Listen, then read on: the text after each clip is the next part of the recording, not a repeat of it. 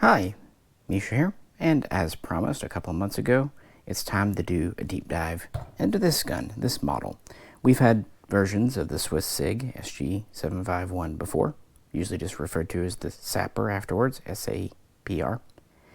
But in 2022, this version that SiG calls SOCOM was released in limited numbers, and want to compare and contrast it with the previous versions, how they shoot, talk about the history. And just because it's the standard within Swiss Special Forces, within the Army and also military police and some of the Air Force, here we have the STGW 07, the military version of the SG751 LB. Now this is a pistol in the USA because it has a 13.7-inch barrel. And this is the Army version, so it has the quad rail handguard. It has the correct red dot sight and flip magnifier, well, QD magnifier to be exact. And it would have had a foregrip if it were not a pistol, standard bayonet lug. The 751 SOCOM, thankfully, has a 16-inch barrel, so we can have a foregrip and a regular stock, whereas this has a brace. And of course, this is in 5.6 GP90, aka 5.56. And yeah, why don't we start off by showing a range clip of this, and then we'll get into it. 553 LB with GP90. Safety is on.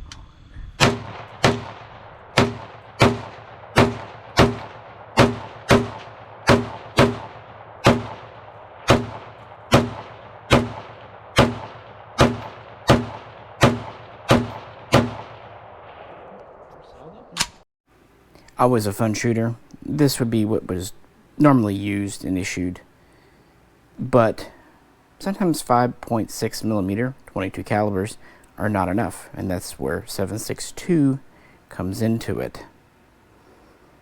So with that, let's talk about the history of how the 751 came to be. Quick plug at the beginning here. If you'd like to help out, please do feel free to like, share, and subscribe. That helps out on YouTube a lot. And if you'd really like to pitch in, there's a link to the Patreon in the description. Alright, we'll move on to the more interesting things. So what is this called in the Swiss military, and who uses it? Well, its immediate predecessor, according to SiG, was informally known by the soldiers as the ZF-STGW 90. They essentially took a standard STGW 90 SiG SG550 and fitted it with a Kern 4x24 scope. This was the de facto DMR in the 90s and so on. They did not use the SG550-1 sniper. That was for police use. Of course, this was firing 5.56. Fast forward, SiG becomes SAN, now of course SiG again, but they do reorganize, and in 2007 they start the SG553 project to update the SG552. With success there, they begin the SG751, the Sapper project, to be a precision rifle, a marksman rifle. Not exactly a true sniper rifle, but something, yeah, in between. A marksman rifle works just fine. And this would be firing 7.62 NATO, essentially. Although I'm sure the Swiss have its own designation. It is a 168 grain bullet, for what that's worth. And it would enter into military service. The testing started around 2012, and they say that it entered into service beginning at the end of either 2013 or the beginning of 2014, kind of in that time frame, so not quite a decade ago. Unlike the previous scoped 5.56 or 5.6 version, if you want to be completely correct, this did receive an official designation of sorts, 7.62 ZF-STGW. No year designator, quite interestingly, but at least it does have a caliber designator. And who used it? Well, the only outfit that SiG says for sure does is ARD-10, Army Reconnaissance Detachment 10, also AAD-10 in German, DEE-10 in Italian, and I believe DRA-10 in French. Anyway, it is pretty much the most offensive unit that Switzerland has. It was founded around 2003, and at times has been as many as 100 members, although currently we're looking at 40 or 50. It's charged with counterterrorism, protecting Swiss citizens abroad, special reconnaissance as they call it, and so on and so forth.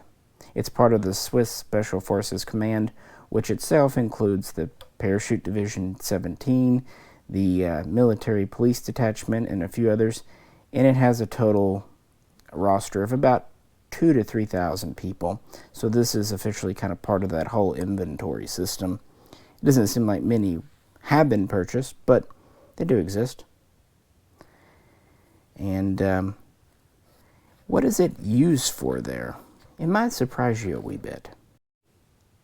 ARD-10's standard carbine is the SG751, the STGW 07. It seems like the long barrel version, so 13.7, is standard, although a conversion upper, the SG753 SB, with the 8.9-inch barrel, is issued as kind of part of a kit, so they can convert from short to long, long to short as needed. The benefit of the long barrel, it kind of functions like our M4. The benefit of the short barrel, it's designed for use with suppressors, because those have threaded barrels. The standard submachine gun is the MP5 SD, the current versions. And the standard sidearms are either the standard military SiG P220, the P75, or the Glock 17, with some members also carrying the Glock 26 when being compact matters. So what about their standard sniper rifle? It's not this. Actually, it's the SOCOM TRG-42, known as the SSG-04. This fits an interesting role. It's considered kind of an assault rifle, but kind of a DMR, kind of urban warfare, kind of that in-between when a 5.53 isn't enough, but the SOCOM is maybe overkill or not useful. This kind of falls in between the gap. And that's why these are often issued, at least with an option to screw on the suppressor, noise suppressor, silencer, which seems to be currently the Surefire SOCOM 2. Of course, that can always change. Equipment on these can always change based on the mission. That's kind of the point of being modular. And so that seems to be where they're used in the military. Probably other units besides ARD-10 do have them, at least in small numbers, but really pictures only confirmed those folks. And of course, there have been export customers as well. In fact, Romanian Special Forces actually placed an order for these before the Swiss Special Forces. So they have been exported, and yeah, we're pretty lucky to have some here in the USA.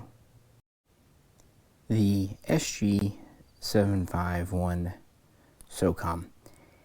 It differs from the previous versions in a handful of ways, namely the coloration of the metal, now going to a Cerakote. Still has the alloy lower, but we're in gray. Of course, as you know, there will also be FDE versions. The previous versions were in a pretty much all black configuration. Also having the military grade quad rail, Picatinny 1913. Having the 4-way gas regulator, so you have standard, adverse, suppressor, and just fully off. And then finally instead of having a standard birdcage coming with a technically 4-port muzzle brake, although it does have some additional porting on top. So that will be interesting to see how that affects the shooting here. And standard on a military gun would be the 3-position collapsible adjustable stock. As you saw, for it to lock into the side of the receiver, it needs to be in its fully extended out. But if someone needs to use body armor or otherwise, it can be pushed in to be quite compact. Also might be good for urban combat. And then there's also a middle position. One nice thing is you see the stock is quite tight, so no real worries about it getting too overly wiggly. So I haven't tried to do an exact copy or clone of a military gun here, just having fun with it.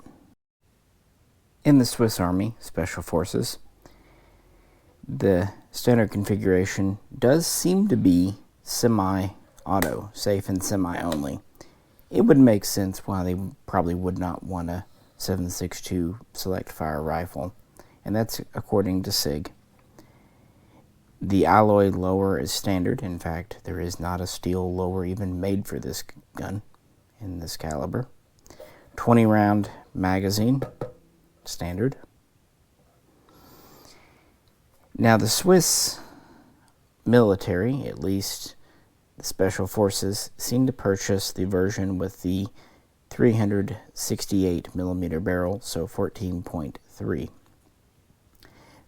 The American version, standard, has a 16.1, so a 406 millimeter barrel. While it would be nice to have the slightly more compact military barrel, that would make it either an SBR or you'd have to keep it as a pistol. I don't mind having the 16.1 inch so we can, have a little more options with it. Threading does seem to be standard as well. And as far as I know, the 4-way gas regulator is standard. And while some may be shipped with the standard handguard, most do seem to come with this quad rail. As far as the configuration, whatever they need on it, a Schmidt and Bender 4-power scope seems to be the standard, although I just put a red dot and flip magnifier on this one, for now anyway. And B&T foregrips seem to be kind of in vogue with a lot of the Swiss military, and this is the modern, current, tactical Swiss sling.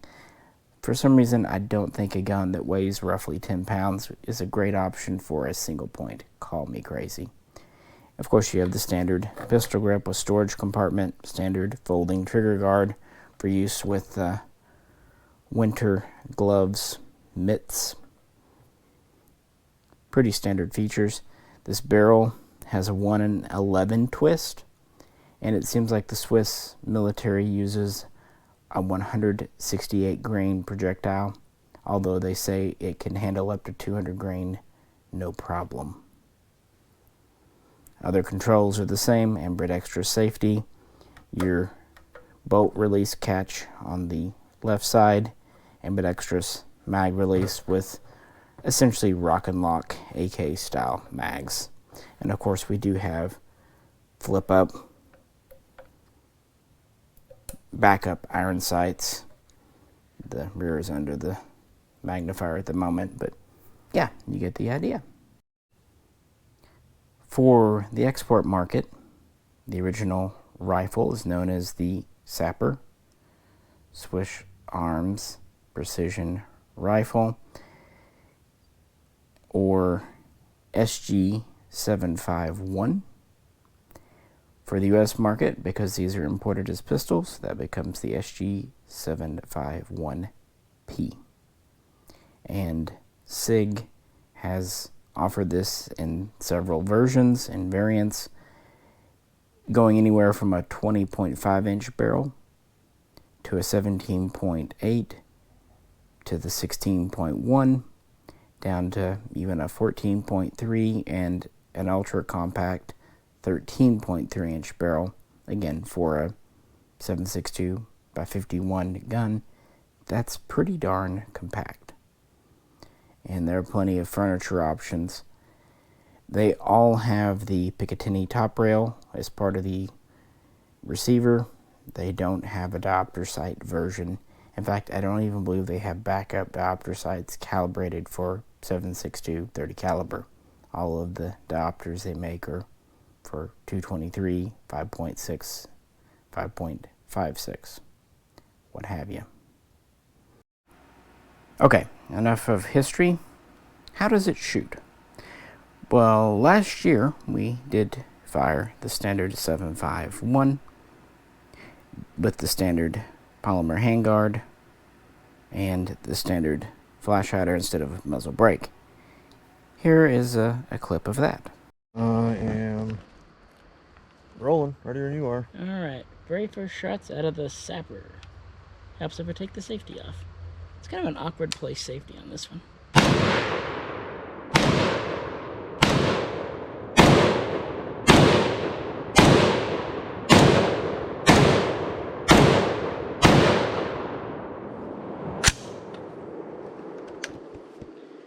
Which one was that one? The SG751, it's called a sapper. Swiss Arms precision rifle. That one's loud. 308. Okay, and now here's the first mag through the SOCOM version. Actually quite interested to see if the changes make a difference. 751 SOCOM.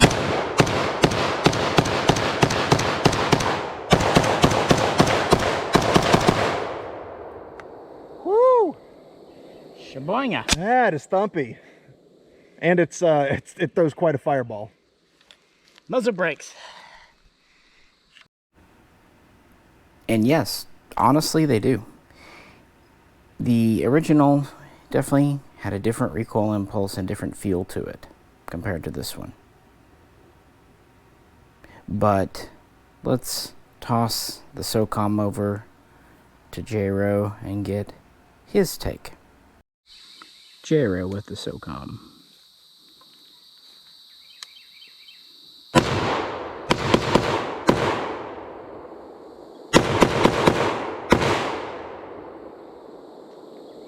That is the softest shooting 308 I have ever shot in my life.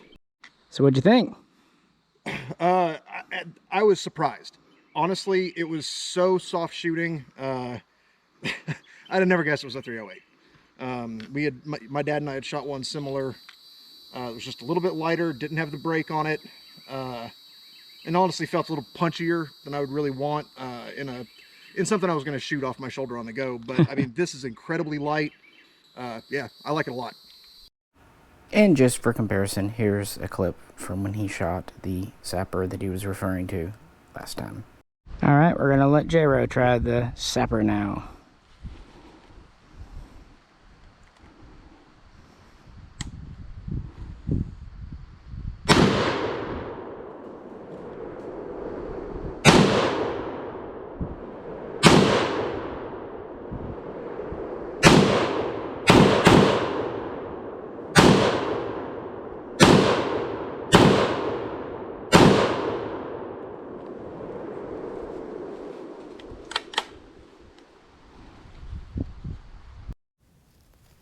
So we've both given our take on how the gun shoots, and that's overall a positive.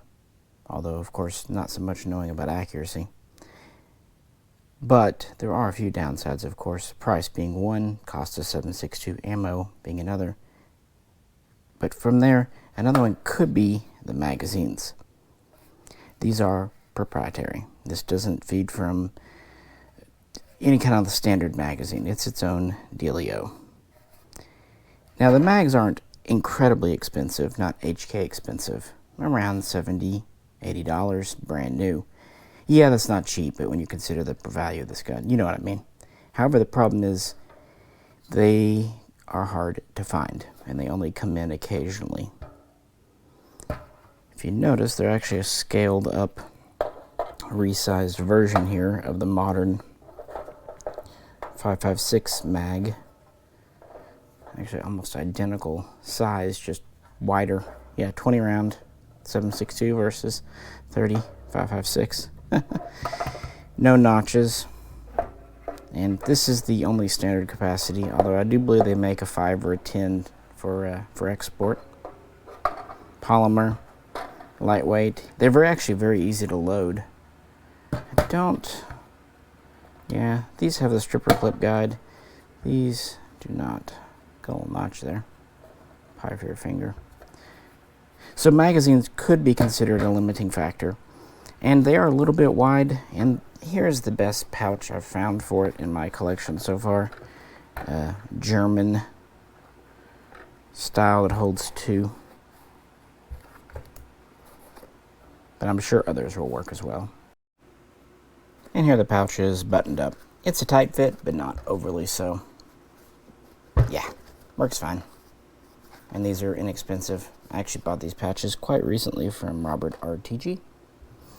But with that, I just wanted to mention the magazine situation. So if you do buy a Sapper or a SOCOM EOS 751, buy magazines when you can find them, because yeah, they won't be around forever. Oh, and by the way, the older 7.62 mags that SiG used in previous guns, like this SG751 variant that was in this caliber, I forget what it was called, 42, I believe. Anyway, those mags will not work. We tried. And of course, the older AMT mags are different as well. So, overall, some thoughts. This version, I think, we both enjoyed a lot more than the previous. Not that there was anything wrong with the standard 751. It's just, now he and his father thought it had some oomph to it. I didn't think it recoiled, dumped you that bad for being a 7.62 NATO. But other people, including Military Arms Channel, even Rob Ski, said it did. So I'm in the minority. I must be wrong. Oh well. But this version seems to just be a little gentler. Now, it could be the adjustable gas, now that we have 4-way instead of 2. It could be the extra weight of the quad rail, or even being able to use a foregrip. Most likely, it is the fact that we have a 4-port muzzle brake on here. Muzzle brakes definitely affect things. Yeah. Well, got another mag to show you going through it, so we'll jump to that. SOCOM again.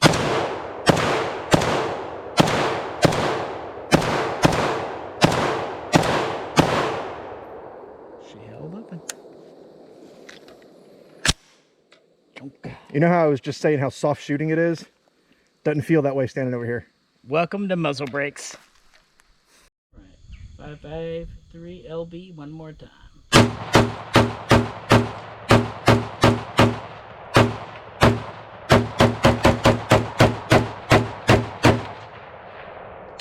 Held open. Your lens cap was on.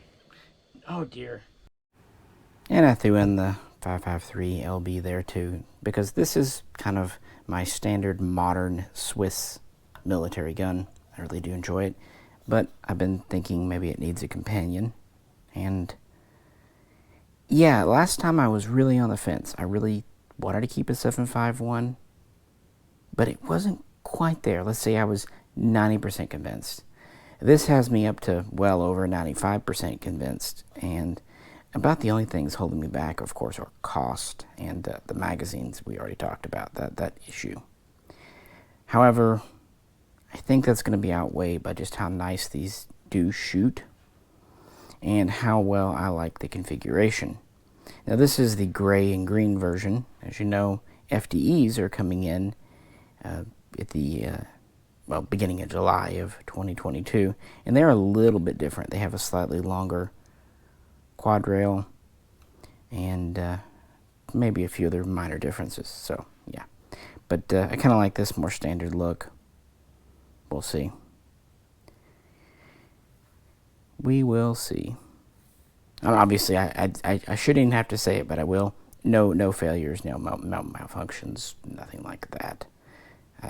Yeah, it would be, if I had a failure in a Swiss gun, I'm going to say it would mostly be magazine related or ammunition related. I'm not saying they can't fail, because anything made by man, anything mechanical can. Just in all the years I've been doing it, they have not. Even the shorties. Well, final thoughts, and then we'll wrap things up. You know, a lot of different Swiss guns have come in a lot of different chamberings. Dave has said, JDI, Dave Wagner, his favorite's actually the 300 Blackout, because he likes to go hog hunting and other things. Understand that. A lot of people wanted the 6.5 Creedmoor versions that unfortunately never materialized, and that's no one's fault. But I like the ones that are semi-auto versions of Swiss military guns. That's not because I'm, hoorah tactical. That's not me, as if you couldn't tell. I just like guns that have history and a proven track record. It's interesting to me, personal taste. So, next to the 5.53s and, of course, the 5.50s and all that, this is another one, even though it's seen limited use, that has seen use. Now, as I said earlier, the military version has a 14.3-inch barrel. That's an annoying length, because with the device on and everything, you're not that far off from 16. It's a little too long to mess with SBRing, a little too short to be legal. So I really don't mind bumping the barrel out to 16 inches so we can get there. Then also, of course, you get about 1.5 inches more rifling to work with, so that's never a bad thing with this kind of caliber. Although I have to say I do find the 20-inch versions a bit long. So because of that, we don't have to do a stock, as on this 5.53, we can do, well, I should say a brace, excuse me. We can do a stock here, and it's all ready to go. That's perfectly fine, because we're over the barrel length, over 16 inches, and we're over the minimum overall length, 26 inches. We're good. As Jero pointed out, the recoil is very light and pleasant. Also, having the alloy receiver means that as far as being a sub-6 tornado gun, it's a very handy gun. I also like that these quad rails fit very securely, very tight. There's not a lot of wiggle wobble. It's actually more on this gun, which is still not bad, but that has a little more. These are very well put in things. Upper to lower fitment is quite well. There's only the smallest amount of play, which is kind of common for a military gun, but since your entire sighting system's on the upper, that doesn't matter for accuracy purposes. And it's not like I shoot for accuracy or ever could anyway. So I'm very, very tempted.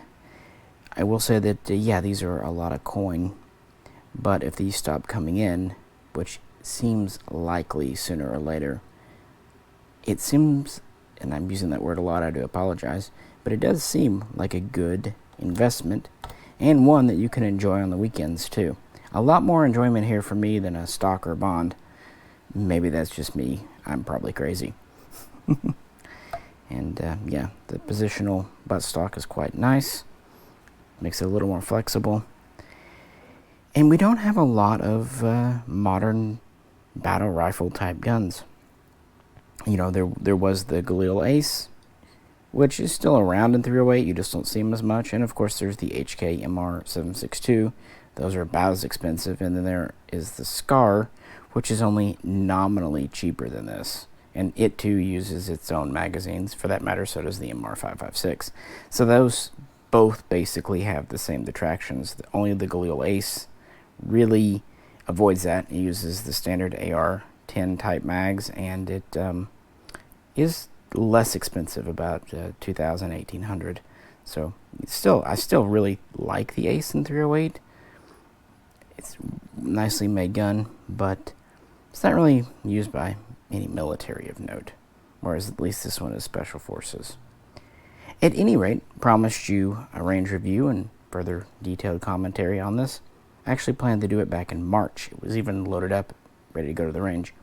We did go that day, but I was recovering from being sick, so we kind of cut the day short, and this one had to be left behind. So it became one of the guns in the first batch going to the new range area that you saw today. So there you go. Let me know what you think.